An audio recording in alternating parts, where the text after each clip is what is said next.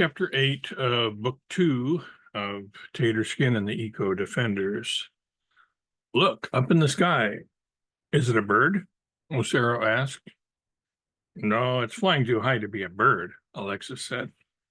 Is it a plane? Terry inquired. It was too soon to tell for sure. All we saw was a white streak hurtling toward us, high overhead. Is it a UFO? The bearded dragon wondered.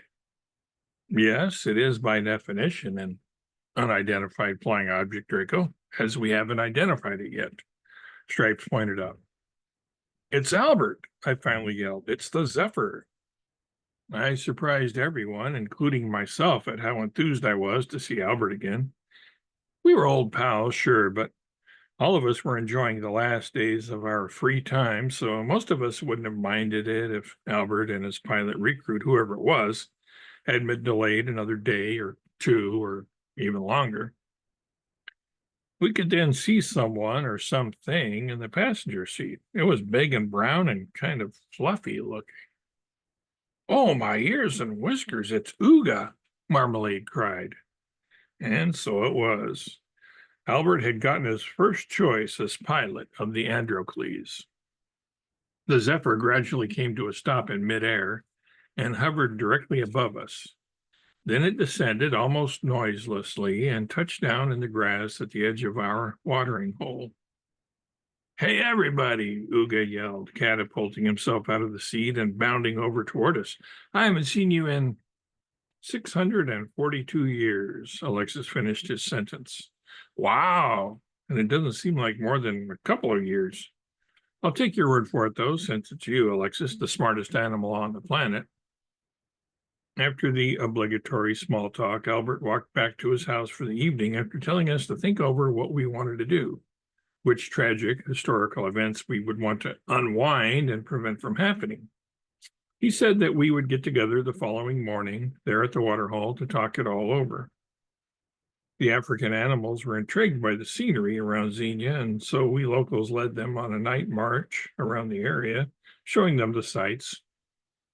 We finally fell asleep in the woods sometime between sundown and the wee hours. I still remember waking up that morning. Rovette and the pups and I were all huddled together on the forest floor. As a sunbeam, shining through the trees, penetrated my eyelids, I awoke. I then heard a noise so loud that I was surprised I had been sleeping through it. It sounded like a chainsaw. Was somebody felling one of our trees? I jumped up on my four legs to investigate. I followed the source of the sound, only to discover that it was Jowls and Ocero snoring. It was a regular snore fest.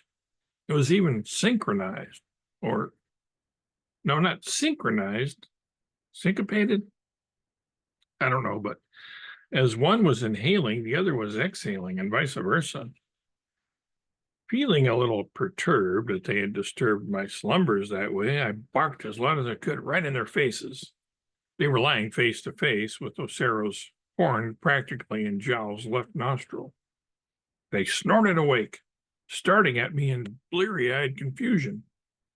Rory, Jupitus, Stripes, and Marmalade then awoke, yawning and stretching.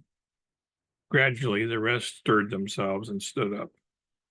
Alexis was perched in a tree and said, "What was that about, Taterskin? Are you calling reveille or something?" "Sort of," I replied. "The sun is up, and Albert will be arriving at the watering hole soon. We should all head on over there."